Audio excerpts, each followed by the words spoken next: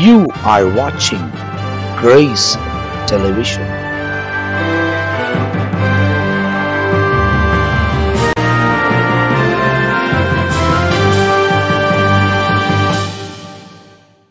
ஆண்டவராக இயேசு கிறிஸ்துவின் நாமத்தினால் உங்கள் யாவரையும் அன்போடு கூட வாழ்த்துகிறோம், உங்களை வரவேற்கின்றோம். தேவனுடைய பெரிதான கிருபையால் தொடர்ந்து இந்த சுவிசேஷத்தை அறிவிப்பதற்கு தேவன் உதவி செய்கிறபடியால் நான் கர்த்தரை துதிக்கிறேன். தொடர்ந்து ஆவியானவர் நம்மை நடத்தி கொண்டு வருகிறார். போன பகுதியில மத்திய எழுதின சுவிசேஷம் 22ஆம் அதிகாரம் அந்த திருமண வீட்டை குறித்து அந்த 14 வசனங்களிலே நாம் பார்த்து கொண்டு வந்தோம். ஆனால் நேரம் முடியாததுனால தொடர்ச்சி அந்த பகுதி இதிலிருந்து தொடர்ந்து போடப்படுகிறது. தொடர்ந்து ஊழியக்காரர்கள் நம்ம கூட பேசி கொண்டிருக்கிறாங்க. ஏன்னா சில முக்கியமான காரியங்கள் எல்லாம் அந்த இடத்துல நமக்கு விவரமாய் கொடுக்கப்பட்டிருக்கிறது. எனவே போன பகுதியின் தொடர்ச்சியை தான் இந்த பகுதி தொடர்ந்து உங்களுக்கு வழங்கப்படுகிறது. இந்த பகுதியை பார்க்கக்கூடியவர்கள் போன பகுதியை நீங்கள் பார்ப்பீர்களானால் இது பூரணத்தை நீங்கள் தெரிந்து கொள்ள முடியும். எனவே அவைகளையும் பாருங்கள், இதையும் பாருங்கள், மற்றவங்களோடு ஷேர் பண்ணுங்க. வசனத்தை பிரசங்கிக்கிறோம், வசனத்தை கேளுங்கள், இதை பலருக்கு நீங்கள் அனுப்புங்க, அவங்களும் கேட்கட்டும். இந்த ஆட்டுக்குட்டியின் கல்யாணத்துக்குள்ள பிரவேசிக்கக்கூடியவர்களாய் நம்மை மாற்றிக்கொள்வோம். நாம் தொடர்ந்து நேரடியா இந்த நிகழ்ச்சிக்குள்ள போகிறோம். பாஸ்டர் என்ன பேசுறாங்க தொடர்ச்சியா நம்ம கவனிக்க போகிறோம். அடுத்தபடியாக இப்போ அந்த பரலோகத்தின் மேன்மையை விவரிக்கிறதாக இந்த மத்தேயுவில் பார்க்கிறோம். உதாரணமாக சொல்ல வேண்டும் என்று சொன்னால் உன்னத பாட்டு 5வது அதிகாரத்திலே பார்க்கும் பொழுது 9வது வசனத்துல பாருங்களேன், ஸ்திரீகளுக்குள் ரூபவதியே மற்ற நேசரை பார்க்கிலும் உன் நேசர் எதிலே விசேஷித்தவர். அப்போ உன் நேசர் எதிலே விசேஷித்தவர். அதே வசனத்தின் கடைசி பகுதியிலும் உன் நேசர் எதிலே விசேஷித்தவர் அப்படின்னு கேட்கிற மாதிரி இப்போ இந்த பரலோக ராஜ்யம் எப்பேற்பட்டது, எதிலே விசேஷித்தது என்பதை குறித்து மத்தேயு அதிகமாக விவரிக்கிறத பார்க்கிறோம். அதுல குறிப்பாய் பார்க்க வேண்டும் என்று சொன்னால் ஆண்டவராகிய இயேசு கிறிஸ்துவின் நோக்கமே எல்லாரும் எங்க கொண்டு போய் சேர்க்கணும், பரலோகத்தில் கொண்டு போய் சேர்க்கணும். அதனாலதான் அவருக்கு வழியை ஆயத்தப்படுத்த வந்த அந்த யோவான் கூட என்ன சொல்றாரு, மனம் திரும்புங்கள், பரலோக ராஜ்யம் சமீபமா இருக்கு. அப்போ அந்த யோவான் சொன்ன அதே போலதான் இயேசுவும் கூட அது முதல் இயேசு மனம் திரும்புங்கள், பரலோக ராஜ்யம் சமீபமா இருக்குது என்று பிரசங்கிக்க தொடங்கினார் என்று சொல்லி மத்தேயு 4வது அதிகாரம் 17வது வசனத்துல வாசிக்கிறது மட்டுமல்லாமல் ஆண்டவராகிய இயேசு கிறிஸ்து மலை பிரசங்கத்திலேயும் பரலோக ராஜ்யத்தை பற்றி விவரமா சொல்றாரு. என்னன்னு கேட்டா, ஆவியில் எளிமையுள்ளவர்கள் பாக்கியவான்கள், பரலோக ராஜ்யம் அவர்களுடைய. அப்ப என்னன்னு கேட்டா, அவர் மத்தேயு சுவிசேஷத்துல பரலோகத்தை பற்றியே அதிகமா இயேசு பிரசங்கிக்கிறதை மத்தேயு எழுதுகிறார். அது மட்டுமல்லாதபடிக்கு அதே மத்தேயு 5வது அதிகாரத்துல நீதி நிமித்தம் துன்பப்படுகிறவர்கள் பாக்கியவான்கள், பரலோக ராஜ்யம் அவர்களுடையது. அப்போ அங்கே என்ன செய்யறாரு, பரலோகத்தை பற்றி சொல்றார். அது மட்டுமல்லாமல் அவர் பல உவமைகளை சொல்லும்போது பரலோக ராஜ்யம் சமீபமாயிருக்குது என்று சொல்லி பிரசங்கம் பண்ணினது மாத்திரம் அல்லாமல் அவர் என்ன பண்றான்னு கேட்டா, வேறொரு உவமையை அவர்களுக்கு சொன்னார். பரலோக ராஜ்யம் தன் நிலத்தில் நல்ல விதை விதைத்த மனுஷனுக்கு ஒப்பாயிருக்கிறது. அப்போ அது எப்படி இருக்கும் அப்படின்றத விவரிச்சு காட்டுறார். அது மட்டுமல்லாதபடிக்கு அடுத்து மத்தேயு 13வது அதிகாரத்துல விதைக்கிறவன் ஒருவன் விதைக்கப்பட்டான். அதை ஆரம்பிக்கும் போது என்ன சொல்லப்பட்டிருக்கு, வேறொரு உவமை அவளுக்கு சொன்னா, பரலோக ராஜ்யம் கடுகு விதைக்கு ஒப்பாயிருக்குது. அப்போ அந்த மேன்மை என்ன, எப்படி இருக்குது என்று சொல்லி அவர் விளக்குவது மாத்திரமல்ல, மறுபடியும் அதே மத்தேயு 13வது அதிகாரம் 33வது வசனத்துல பரலோக ராஜ்யம் புளித்த மாவுக்கு.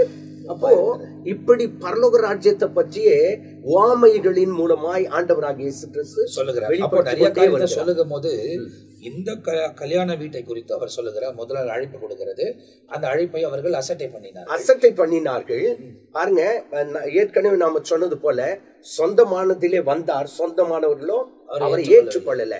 ஆனா இந்த உவமையின் கடைசி பகுதியில பார்க்கும்போது எல்லாரும் வந்துட்டாங்க.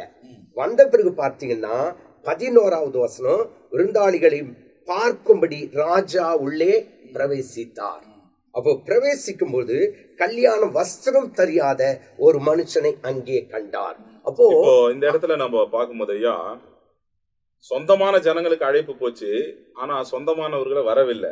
2வது அழைப்பு யாருக்கு அனுப்புறாருன்னா, விருந்து ஆயத்தமா இருக்குது, சந்துகளிலும் வீதிகளிலும் இருக்கிறவரை போட்டு நல்லோரையும் தீயோரையும் அழைத்து கொண்டு வான்றார். அதாவது நல்லோரையும் தீயோரையும் 2 பேரும் அழைத்துட்டு வாங்க. அதுக்கு அர்த்தம் என்ன அப்படின்னு பார்த்தா, அழைத்து கொண்டு வா அப்படின்னு சொன்னா நல்லோருக்கும் தீயோருக்கும் சுவிசேஷம் பிரசங்கிக்கப்பட்டுதான் அவங்களை என்ன பண்ணணும். அப்போ சுவிசேஷம் யாருக்கு? எல்லாருக்கும். அப்போ அந்த சுவிசேஷத்தை என்ன செய்யணும்? பிரசங்கிக்க வேண்டும். அப்போ கெட்டவங்களை பரலோகத்துக்கு கொண்டு வந்துடுறாங்கன்றதல்ல, அழைக்கும் போதே இப்படி ஒரு விருந்து இருக்கு, அந்த விருந்துக்கு வாங்கன்னு சொல்லிதான் என்ன பண்றது? அழைக்கிறது. அப்ப என்ன அர்த்தம்? சுவிசேஷத்தை சொல்லி நல்லோருக்கும் பொல்லாதவர்களுக்கும் சுவிசேஷத்தை சொல்லி என்ன செய்யணும்? அழைக்க வேண்டும். அழைக்க வேண்டும். இப்ப இங்க பாருங்க, நல்லோர் பொல்லாதோர், நல்ல ஜனங்கள் மற்றும் பொல்லாத ஜனங்கள் என்று கூறப்படுகிறவர்கள் ஒழுக்கத்தில் நல்லவர்கள், கெட்டவர்களையும் நியாய பிரமாணத்தையும் கடைபிடிப்பவர்கள், அதனை மீறுபவர்களையே, அதாவது உண்மையை சொன்னால் தேவனுடைய பார்வையில் நல்லவர்களும் ஒன்றுமில்ல, தீயவர்களும் ஒன்றுமில்ல. ஒருத்த ஆண்டவர்கிட்டே வந்து நல்ல போதகரேன்றான். அப்ப ஆண்டவர் அவங்ககிட்ட கேட்கிறாரு, நல்லவன் என்று என்னையும் கூப்பிடுற ஒருவனும் இல்லையே. அப்ப தீயவர்கள் என்று சொல்லப்படும் பொழுது ரோமர் 3ஆம் அதிகாரம் 23வது வசனம், எல்லாரும் பாவம் செய்து தேவ மகிமை அற்றவர்களானோம். இப்ப சொந்தமானதுல வந்தார், சொந்தமான ஜனங்கள் ஏற்றுக்கொள்ள விருந்துக்கு போல. இரண்டாவது அழைப்பு யாருக்குன்னா நல்லோர் தீயோர் எல்லாருக்கும் அழைப்பு கொடுக்கப்படுகிறது. ஆனா அங்க ஒரு காரியம் என்னன்னு சொன்னால், கல்யாண விருந்துக்கு அழைக்கப்பட்டவர்கள் கல்யாண வஸ்திரம் தரித்திருக்க வேண்டும். இப்போ இந்த இடத்துல விருந்தாளிகளாய் இப்ப அழைக்கப்பட்டவர்கள் கல்யாண சாலையிலே அவர்கள் பிரவேசித்து விருந்தாளிகளை அவர் பார்க்க முடியாது, அவர் உள்ள போறாரு. நீங்க இந்த 10வது வசனத்துல முதல் நீங்க பார்ப்பீங்கன்னா, அந்த ஊழியக்காரன் புறப்பட்டு வழியிலே போய் தங்கள் நல்லோர் பொல்லார் எல்லாரையும் கூடி வர செய்தார்கள். கல்யாண சாலை விருந்தாளிகளால் நிறைந்தது, ஃபுல் பேக் ஆயிடுச்சு. ஆனா ஒரு காரியம் என்ன என்று சொன்னால், அங்கே விருந்தாளிகளை பார்க்கும்படி ராஜா போகிறார். அங்க போகும் பொழுது கல்யாண வஸ்திரம் அங்க போடப்படலையா. நம்ம பழைய ஏற்பாட்டுல நம்ம பார்த்தோன்னு சொன்னா ஒவ்வொன்றுக்கும் ஒவ்வொரு வஸ்திரங்கள் இருக்கும். அந்த வஸ்திரத்தை பார்க்கும் பொழுதே இவங்க பலானவங்கன்னு தெரிஞ்சுக்கலாம். இப்ப உதாரணத்துக்கு 2 ராஜாக்களின் புஸ்தகம் 10ஆம் அதிகாரத்துல 22வது வசனம் விதமா சொல்லுது பாருங்க. அப்பொழுது அவன் வஸ்திர சாலை விசாரிப்புக்காரனை நோக்கி, பாகாலின் பணிவிடைக்காரருக்கெல்லாம் வஸ்திரங்களை எடுத்துக்கொண்டு வா என்றான். பாகாலின் பணிவிடைக்காரருக்காக வஸ்திரம் எங்க? வஸ்திர சாலையில, the store house of the பெரிய கார்மெண்ட்ஸ்ல போய், அப்போ ஒவ்வொன்றுக்கும் ஆசாரியனுக்கு வஸ்திரம் இருக்கிறது. ஒரு கல்யாண வீட்டுக்கு போனோம்னா அங்க ஒரு வஸ்திரம் இருக்கிறது. இது எதை குறிக்கிறது என்றால் ரட்சிப்பின் வஸ்திரம். இன்னைக்கு ஆவிக்குரிய ரீதியில நம்ம எடுத்தோம்னா ரட்சிப்பின் வஸ்திரம். இப்போ இங்க விருந்து சாலைக்கு இவங்க போயிட்டாங்க. விருந்து சாலைக்கு போயிட்டு போனா வஸ்திரம் இல்லாதவன அவனை அழைக்கிறான். அப்ப பாருங்க, தேவனுடைய அழைப்பை ஏற்றுக்கொள்வது போல தோன்றினாலும் அவர் அளிக்கும் அந்த நீதியை, அந்த உத்தமத்தை நாம் பின்பற்றி கொள்ள வேண்டும். வஸ்திரத்தை தெரிஞ்சு சில பேர் வந்து சுயநீதி போத கூட இதுவே நல்லா இருக்குது.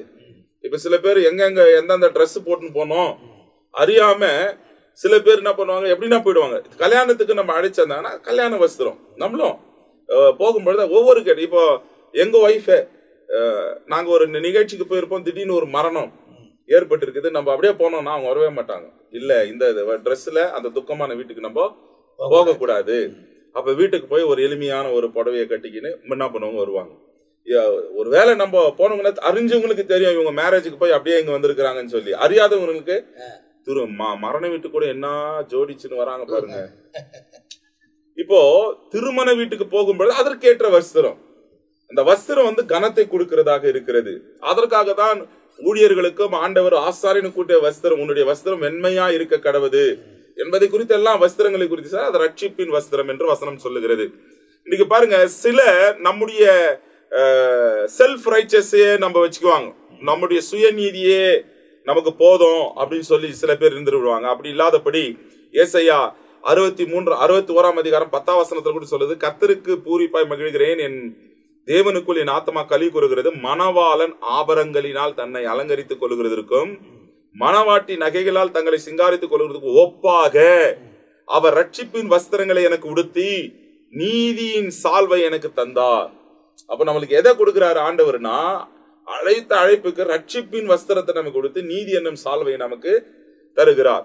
அப்ப அந்த வஸ்திரத்தை போடாம அங்க போனா அந்த எஜமான் கோபப்பட்டு அவனை நோக்கி, பணிவிடைக்காரை நோக்கி, இவனை கையங்கலமா கட்டி அழுகையும் பற்கடிப்பும் உண்டா இருக்கிற புறம்பே இருக்கிற இருளிலே போடுங்கள். இப்ப பரலோக ராஜ்யத்துல ஒருத்த போனா ரட்சிப்பின் அனுபவம் ரட்சிப்பின் வஸ்திரம் இருந்தா தாங்க போக முடியும். ஆமா. அப்படி இல்லாவிட்டால் அங்கே போக முடியாது. அழைப்பு கொடுக்கப்படுகிறது, ஆனா வஸ்திரம் ரொம்ப முக்கியம். அதுதான் வசனம் சொல்லுது. அப்படியே அழைக்கப்பட்டவர்கள் அநேகர், தெரிந்து கொள்ளப்பட்டவர்கள் சிலர் என்று இந்த பகுதியை முடிக்கிறார்.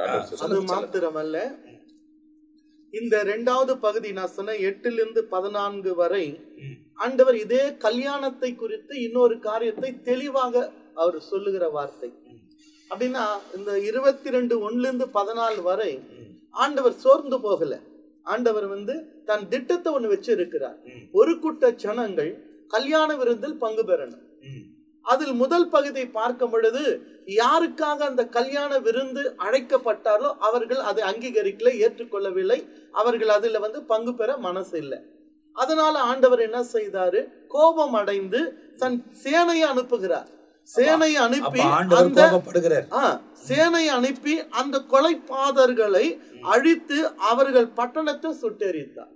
அப்போ அந்த கல்யாணத்தில் பங்கு இல்லாதவங்களை, அதற்காக அழைக்கப்பட்ட அனுப்புகிற ஊழியக்காரர்களை கொலை செய்தார்கள்.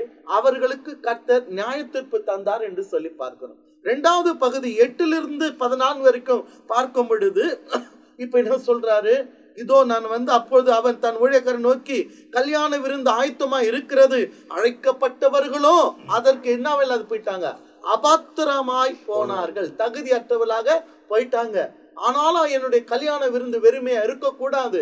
இப்ப நீ போயிட்டு என்ன செய்ய, வழி அருகில இருக்கிறவர்களை அழைச்சிட்டு வா. அதுதான் நம்ம இப்ப புறஜாதியா இருக்கிற எல்லாருக்கும், உலகத்தில் இருக்கிற எல்லா ஜாதி மக்களுக்கும் இந்த கிருபை கர்த்தர். இதுல கிறிஸ்தவ மார்க்கத்துல ஜாதியோ ஏற்றத்தாழ்வோ இல்லை, எல்லாருக்கும் உரியது.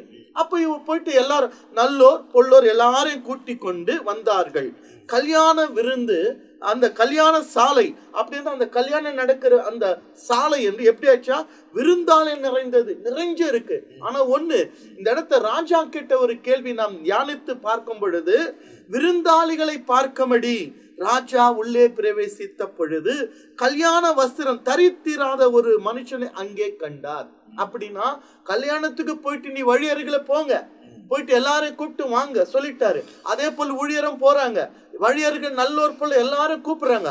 ஆனால் அந்த கல்யாண விருந்துக்கு உள்ளே போவதற்கு முன்பாக அவங்களுக்கு வஸ்திரம் கொடுக்கப்படும். வஸ்திரம் இல்லாம அது உள்ளே பிரவேசிக்க முடியாது. ஆனா ஆண்டவர் தான் அழைச்சாரு. அழைத்திருந்தாலும் அந்த ஊழியக்காரர் மூலமாய் தேவன் அழைச்சாரு. அவங்கள அழைத்திருந்தாலும் அந்த வஸ்திரம் என்பது முக்கியம். அது போல இன்னொரு சம்பவத்தையும் நம்ம யோசிக்கணுங்க. அழைக்கப்படும் போதே சில நேரங்களில் வஸ்திரம் கொடுக்கப்படுகிறது. உதாரணமா சொல்லணும்னாக்கா, சிலர் கல்யாணத்துக்கு அழைக்கும் பொழுதே பேண்ட் ஷர்ட் சாரி எல்லாம் கொடுத்துட்டு கட்டிட்டு வாங்க அப்படின்வாங்க.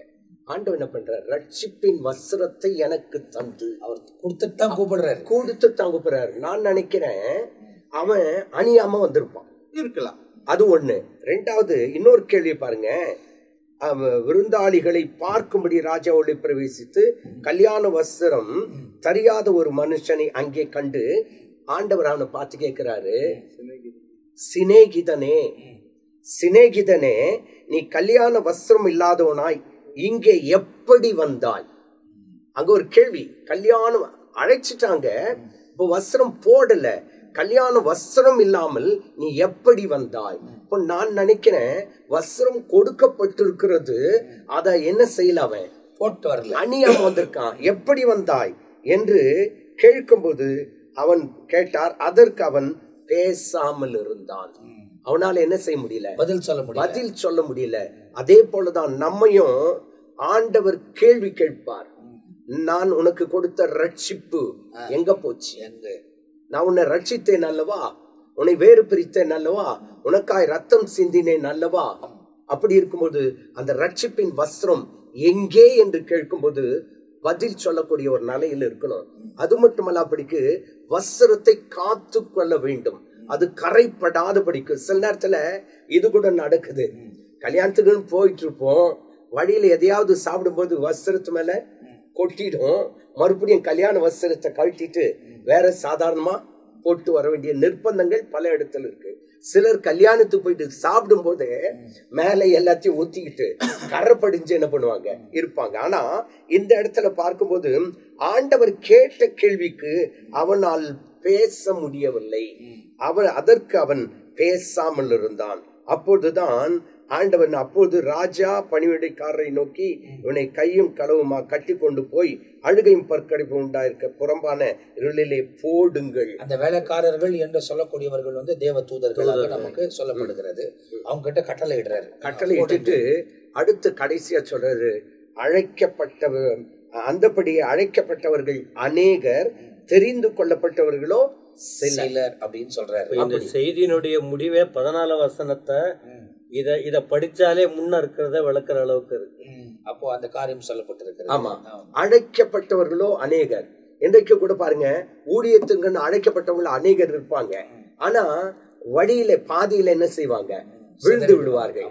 அதாவது இப்படியாய் சொல்லலாம், ஆவிக்குரிய இஸ்ரவேலர் தங்கள் நினைவுகளினால் எகிப்துக்கு திரும்பினார்கள் அப்படின்ற வார்த்தையின்படி தேவனுடைய அழைப்பை விட்டுட்டு பழைய நிலைக்கு என்ன பண்றது?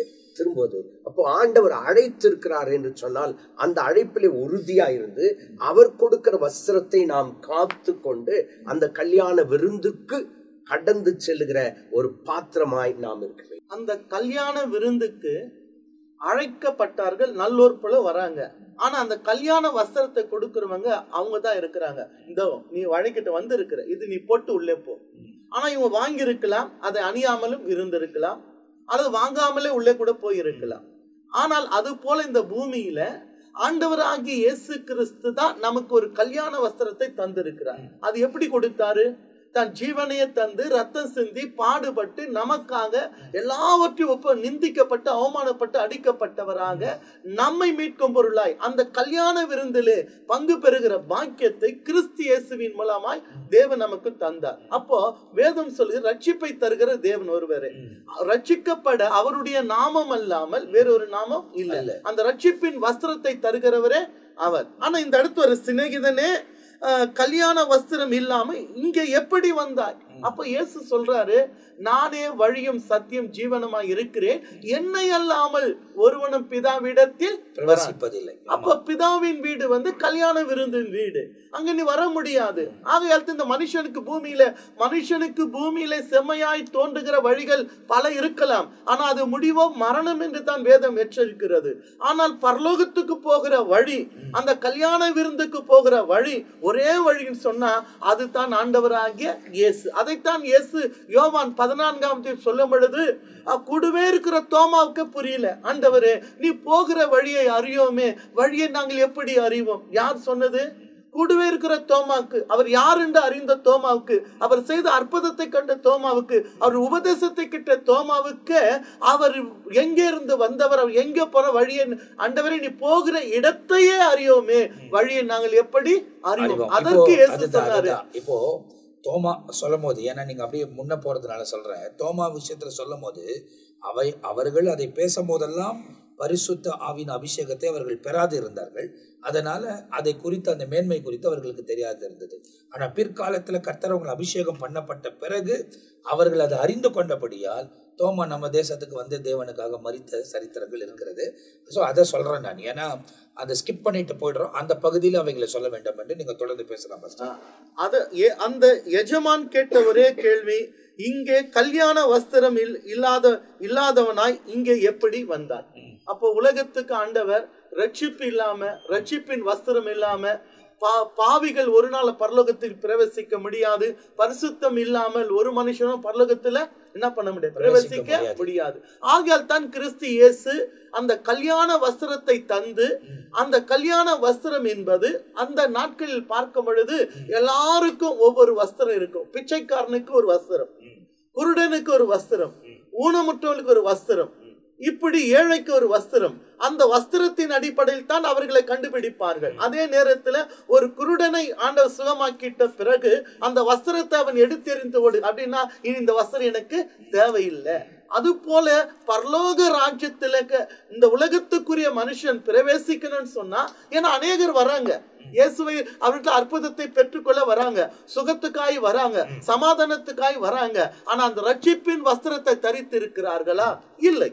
அநேகமாக அழைக்கப்பட்டவர் அநேகர், தெரிந்து கொள்ளப்பட்டவர் ஒரு சிலர். ஏன்னா பூமி முழுவதும் சுவிசேஷம் அறிவிக்கப்படுகிறது.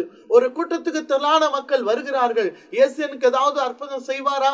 ஜாதி வேடுபாடு இன்றி மொழி வேறுபாடு இன்றி அநேக மக்கள் வருகிறார்கள்.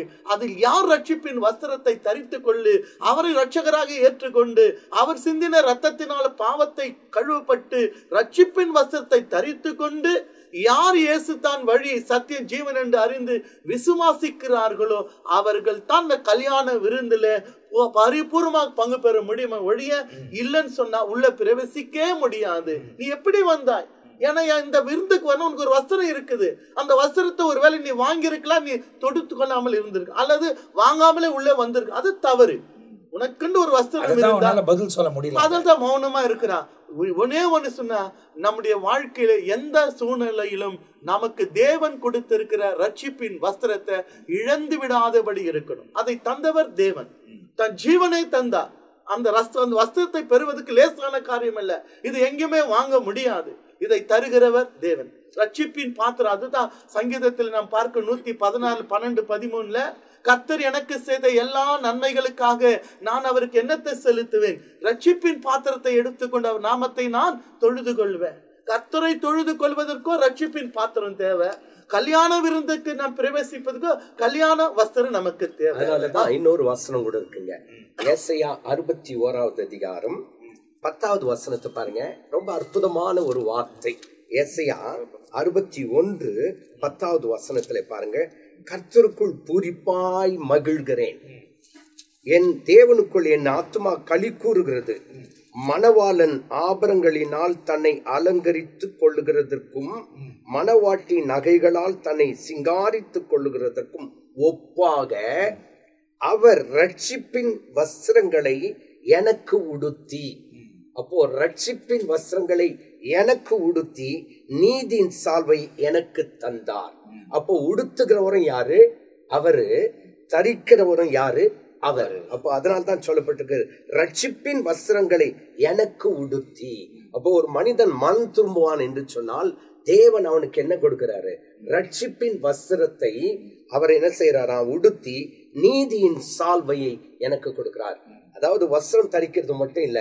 ஒரு பெரிய மனுஷனை பார்க்கும்போது அவனை பார்க்கறதுக்கு ரொம்ப ஒரு லுக்கா ரொம்ப கம்பீரமா இருக்கிறதுக்கு என்ன செய்வாங்கன்னு கேட்டா, நல்ல ஒரு ட்ரெஸ்ஸை போட்டு மேல என்ன செய்வாங்க?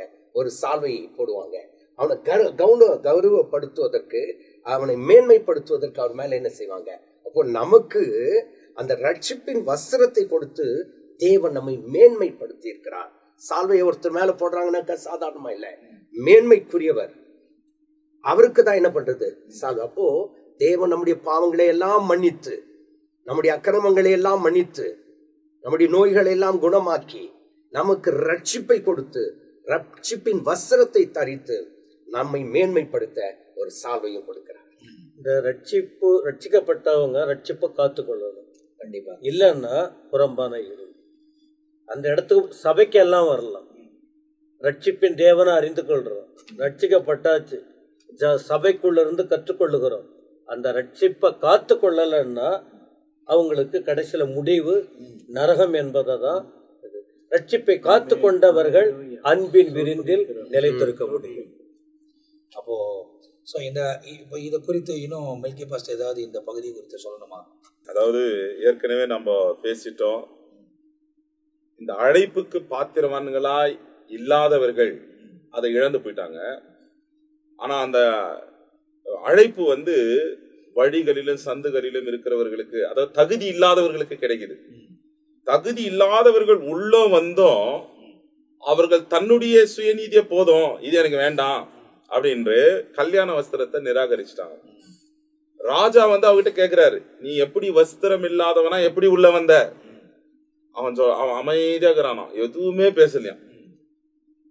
ஏன்னா சில பேர் ஒரு தரத்தரனா பண்ணுவாங்கன்னா அதிகமா பேசுவாங்க, தன்னுடைய சுயநீதியை குறித்து எடுத்து அவங்கள குறித்தே பேசிட்டே இருப்பாங்க. சில பேர் என்ன பண்ணுவாங்க, மௌனமா இருப்பாங்க. உங்ககிட்ட ஏன் நான் பதில் சொல்லணும், எதுக்கு நான் உங்ககிட்ட பேசணும்?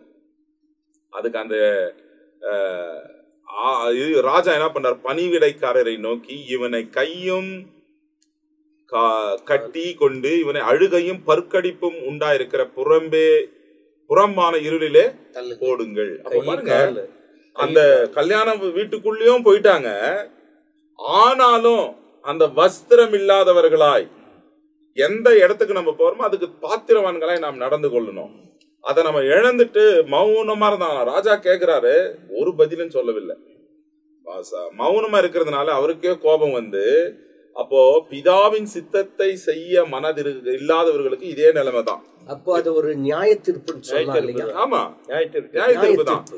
இப்ப இதை குறித்து ஆண்டவராகிய இயேசு கிறிஸ்து அநேக தரம் சுவிசேஷ புஸ்தகங்களே இதை குறித்து நம்மளுக்கு சொல்லி இருக்கிறார்.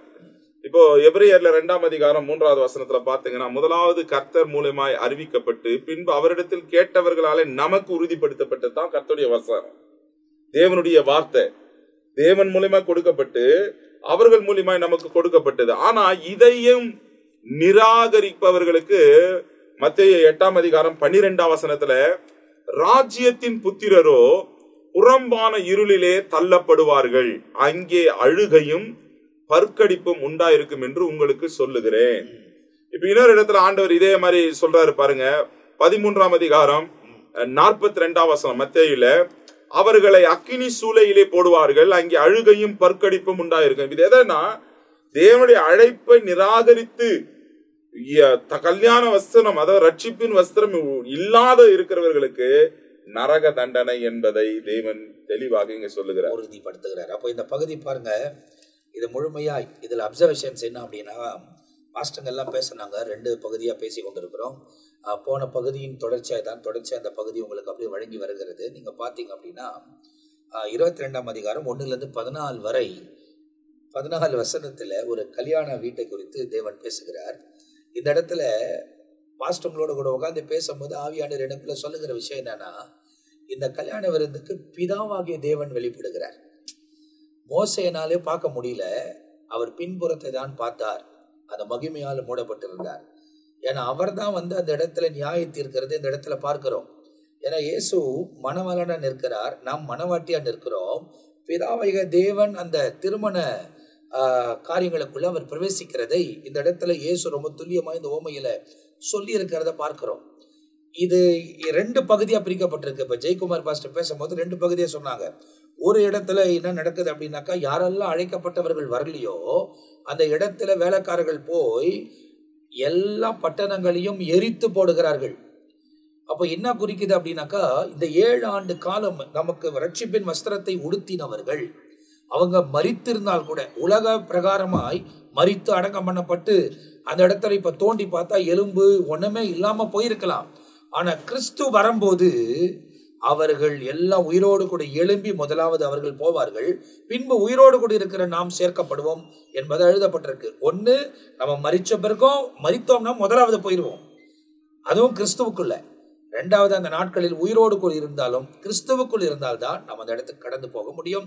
அதுக்கு அந்த ரட்சிப்பின் வஸ்திரம் அவசியம். இதே 2 பகுதியா நடக்குது. ஒண்ணு, ஒரு கூட்ட ஜனம் ஆண்டவரை ஏற்றுக்கொண்டவர்கள், கிறிஸ்துவுக்குள் வாழ்ந்தவர்கள் மத்திய ஆகாயத்தில் ஏற்றுக்கொள்ளப்பட்டு அந்த திருமண காரியத்திலே அவர்கள் அந்த 7 ஆண்டு காலம் தேவனோடு கூட சஞ்சரிக்க போகிறார்கள். ஆனால் ஒரு பகுதியில உலகத்துல உபத்திரவமும் மகா உபத்திரவ காலமும் நடக்க போகிறது. அழிவு, பிரச்சனை, போராட்டம், சுட்டெரிப்பு, இவைகள் எல்லாம் உலகத்தில் நடக்கிற காரியங்கள். அப்போ இந்த காரியத்தை திருமண வீட்டை வைத்து தேவன் இயேசு பேசுகிறதை மத்தேயு பதிவு பண்ணுகிறத நாம் பார்க்கிறோம். அப்போ ரொம்ப தெளிவா இதுல சொல்லப்பட்டிருக்கிறது, ஆட்டுக்குட்டியின் கல்யாணம் நிச்சயம், மணவாளன் கடந்து போயிருக்கிறார், அவர் வந்து நம்மளை அழைத்து கொண்டு போவார். இங்க ஒரு காரியத்தை சொல்லி முடிக்க விரும்புகிறேன். யூதர் கலாச்சாரத்துல ஒரு பழக்கம் இருக்கிறது. அவங்களுக்கு என்ன பழக்கம் இருக்குது அப்படின்னா, ஒரு பெண் பார்க்க வரும்போது, இதுதான் யோசேப்புக்கும் மரியாளுக்கும் நடந்தது. யோசேப்புக்கும் மரியாளுக்கும் என்ன நடந்தது அப்படின்னா, யோசேப்பு வந்து மரியாதை பார்த்து விட்டு அவருக்கு பிடித்து விட்டது என்பதை அவர் உறுதிப்படுத்தி விட்டு, அதுதான் ரெஜிஸ்டர்ன்னு சொல்றாங்க, உறுதிப்படுத்தி விட்டு அவர் ஒரு ஸ்தலத்தை ஆயத்தம் பண்ணி மீண்டுமாய் வந்து மரியாதை கூட்டி கொண்டு போனோம். ஒரு ஸ்தலத்தை ஆயத்தம் பண்ணுவதற்காக அவர் போயிருக்கிற காலத்தில் தான் கேப்ரியல் வந்து மரியாதை சந்திக்கிறார். சந்தித்து நீ கர்ப்பவதி ஆகணும் அப்படின்றார். இதை நான் ஒரு புருஷனா இன்னும் அறியேன், நான் எப்படி ஆகும்னு கேட்கறாங்க. ஆனாலும் பரிசுத்த ஆவியானவர் நிழலிடுவார். இதுல ரொம்ப முக்கியமான விஷயம் என்ன அப்படின்னா, உயிரை பணியம் வச்சு மரியாதை அந்த பொறுப்பை ஏத்துக்கிறாங்க. ஏன்னா மோசேய நியாயப்பிரமாண பிரகாரம் திருமணம் ஆவதுக்கு முன்ன அவங்க கர்ப்பவதியா இருந்தாங்கன்னா அவங்கள கல் எறிந்து கொன்று போடுவாங்க. அதே நேரத்துல ஏசாயா தன்னுடைய தீர்க்க தரிசனத்தில் சொல்லுகிறார், ஒரு கன்னிகை கர்ப்பவதியா இருக்கிறது நீங்கள் பார்ப்பீர்கள். ஒரு வெர்ஜன் பிரெக்னன்ட் ஆகிறதுக்கு வாய்ப்பே கிடையாது. ஏன்னா மரியாள் எந்த நாள் வரைக்கும் அதாவது வெர்ஜனா இருந்தாங்கன்னா, இயேசுவை பெற்றெடுக்கிற வரை அவர்கள் கன்னியா இருந்தார்கள், கன்னிகையா இருந்தார்கள். அப்போ அந்த காரியத்தை வேதத்தில் எழுதப்பட்டிருக்கு. இப்ப இவர் போயிருக்கிறார், இவர் போய் ஸ்தலத்தை ஆயத்தம் பண்ணிட்டு வந்து மரியாதை எப்ப வேணாலும் கூட்டு போயிடுவார், ஸ்தலம் ரெடி ஆனவனு வந்துடுவார். ஆனால் அந்த நேரத்தில் நடுவில் இவங்க எங்கேயாவது சந்திச்சாங்களா, பார்த்தாங்களா அப்படின்றது தெரியாது. கர்ப்பவதியா இருக்கிறத அவர் கேள்விப்பட்ட உடனே ரகசியமா தள்ளணும்னு யோசிக்கிறாரு. ஆனா உடனே அங்கேயே கேப்ரியல் இறங்கி, பாருங்க, பரலோகம் ஒரு மனுஷனுக்கு ஒரு பொறுப்பை கொடுத்துட்டா அவங்க பின்னாடியே எவ்வளவு காரியத்தை அவங்கள தெளிவாய் வழிநடத்துவதற்கு பரலோக மனிதனோடு கூட செயல்படுகிறது என்பதை நீங்கள் பாருங்கள். அந்த நாட்களில் கேப்ரியல் வந்தார், இந்த நாட்களில பரிசுத்த ஆவியானவர் நம்மளோடவே இருக்கிறார். அவர் தான் நம்மளை தெளிவான பாதையில் வழி நடத்துகிறவர். இப்ப அவருக்கும் சொல்லப்படுகிறது, இல்லை இல்லை, அவளுக்கு உண்டானது பரிசுத்தமானது, பரிசுத்த ஆவியால் உண்டாக்கப்பட்டிருக்கிறது என்பதை சொன்ன பிறகு இவர் வந்து மரியாளோடு கூட இணைந்து வாழ்ந்தார். இணைந்திருந்தாலும் இயேசுவை பெற்றெடுக்கிறவரை அவர் மரியாளை அறியாது இருந்தார் என்று எழுதப்பட்டிருக்கிறது. அப்போ இந்த சினாரியோவை நீங்க பார்க்கும்போது இதே போலதான் இன்றைக்கு இயேசு நம்மை தன்னோடு கூட இணைத்து கொள்ள முடியாய் எல்லாவற்றையும் ஆயத்தம் பண்ணி தன் ரத்தத்தை சிந்தி நான் திரும்ப வந்து உங்களை அழைத்து கொண்டு போவேன்னு ஒரு ஸ்தலத்தை ஆயத்தப்பட போயிருக்கிறார். அந்த ஸ்தலம் ஆயத்தமான உடனே வருவார். எப்போ வருவார் என்றுதான் தெரியாது. ஆனால் இந்த திருமண பிக்ஸ் ஆன நாள் முதல் கொண்டு அந்த கல்யாண பெண் ஆயத்தமா இருக்க வேண்டும். அது ஆயத்தம் செய்ய ஆரம்பிக்கும். இன்னைக்கு கூட மேரேஜ் பிக்ஸ் ஆயிடுச்சுன்னா என்ன பண்ணுவாங்க தெரியுமா? கல்யாணம் பிக்ஸ் ஆயிட்டோன்னே பெண்கள் இப்போ அதிகமா, முந்தைய அப்படி இல்லை, நான் இப்போ அதிகமா தன்னை அலங்கரிக்க தொடங்கி விடுவார்கள். அந்த அலங்காரம் தொடங்கி அந்த நாள் வரைக்கும் அவர்கள் அலங்கரிக்கப்பட்டு கொண்டே இருப்பார்கள். அதேதான் இன்னைக்கு திருசபையாக நாம் பரிசுத்த ஆவியின் அலங்காரத்தோட, ஆவியின் கனிகளின் அலங்காரத்தோடு கூட நாம் வஸ்திரத்தை அணிந்தவர்களாய் காத்திருக்கும் போது, நாம் அந்த வீட்டுக்குள்ள பிரவேசிக்கும் போது பிதாவாகிய தேவனோடும் நம்முடைய மணவளானாகிய இயேசு கிறிஸ்துவோடு கூட இணைந்து அந்த அனுபவத்தில் இருப்பதற்கு தேவன் நமக்கு உதவி செய்ய போகிறார். இதுக்குதான் சுவிசேஷம் நமக்கு அறிவிக்கப்படுகிறது. இந்த பூரணமான இடங்களில் இந்த 14 வசனங்களில இது ரொம்ப துல்லியப்படுத்தப்படுகிறது. எனவே நாம் எப்போதும் ஆயத்தமா இருக்க வேண்டும், எந்த நேரமும் ஆயத்தமா இருக்க வேண்டும். நாம் சொல்வது இந்த உலக ஆயத்தம் அல்ல. நம்ம ஒரு தலை வாடுறோம், கிரீம் போடுறோம், பர்ஃப்யூம் போட்டுக்கிறோம், இல்லை நல்லா ரெடி ஆகுறோம், நல்ல கல்யாணத்துக்கு வஸ்திரத்தை போட்டு போறோம். அந்த வஸ்திரத்தை குறித்து இந்த இடத்துல ஆண்டவர் பேசல. அலங்காரம் என்பது ஆவியின் கனிகளால் அலங்கரிக்கப்பட்டிருக்க வேண்டும்.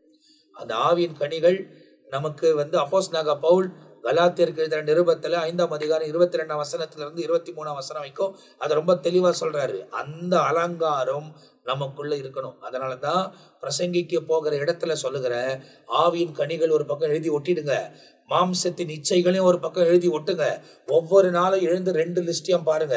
2 லிஸ்டையும் பார்த்து இதுல எது நமக்கு வேணுமோ அதை எடுத்துப்போம், இதுல எதெல்லாம் விடணும்னு இருக்குதோ அதெல்லாம் விட்டு உதறுவோம். இது நம்மளை அழிவுக்குள்ள கொண்டு போகும், கனிகள் நம்மை பரலோக ராஜ்யத்துக்குள் கொண்டு போகும். எனவே தேவனோடு கூட நடப்பதுக்கு நம்மை அர்ப்பணிக்கும் போது தேவன் நம்முடைய வாழ்க்கையில பெரிய காரியங்களை செய்வார். ஏதாவது சொல்ல வேண்டியது இருக்குதா பாஸ்டர்? சொல்லுங்க. இந்த மத்தேயு 22ல 2 நியாய தீர்ப்பை பார்க்கிறோம். ஒன்று, கல்யாண விருந்துக்கு அழைக்கப்பட்டார்கள், வர மனசு இல்ல, அவர்களுக்கும் 7ஆம் வசனத்துல தண்டனை இருக்கிறது. 2வதாக பார்க்க 8லிருந்து 14 வரைக்கும் வாசிக்கணும். கல்யாண விருந்துக்கு வந்துட்டாங்க, ஆனா வந்த பிறகு பார்த்தாக்கா அவங்களுக்கு கல்யாண வஸ்திரம் இல்ல, அவங்களுக்கும் தண்டனை இருக்கு. இது எதை குறிக்குன்னு சொன்னா, ரட்சிப்பின் சுவிசேஷம் அறிவிக்கப்பட்டு வராமல் இருக்கிறவர்களுக்கும் ஆண்டவர் நியாயத்தில் தண்டனை கொடுக்கிறாரு.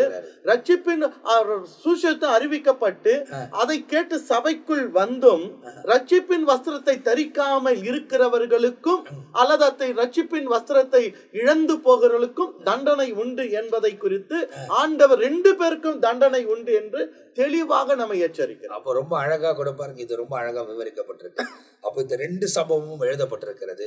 இவைகளெல்லாம் உங்களுக்கு விளக்கி சொல்லுவதற்கு காரணம் என்ன அப்படின்னா, வசனத்தின் ஆழங்களுக்குள்ள நாம் கடந்து போகும்போது வசனத்தினால தேவனுடைய கனிகளால் நாம் அலங்கரிக்கப்பட்டு அவருக்கு முன்ன நிற்கக்கூடிய பாத்திரங்களால் எண்ணப்படுவதற்கு எப்பொழுதும் ஜெபம் பண்ணி விழித்திருக்க வேண்டும், அவருக்கு முன்ன நிற்க வேண்டும்.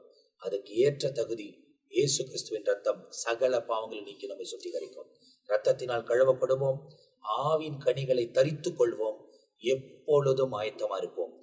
எந்த நேரம் நம்ம உயிர் போனாலும் பரவாயில்ல, எக்கால சத்தத்தில் கேட்டாலும், ரெண்டு இடத்துல எது நடந்தாலும் அவர் சமூகத்தில் பிரவேசிப்பதற்கு தேவன் உதவி செய்வார். மீதியான வசனங்களோடு கூட அடுத்த பகுதியில் நாங்கள் உங்களை சந்திக்க போகிறோம்.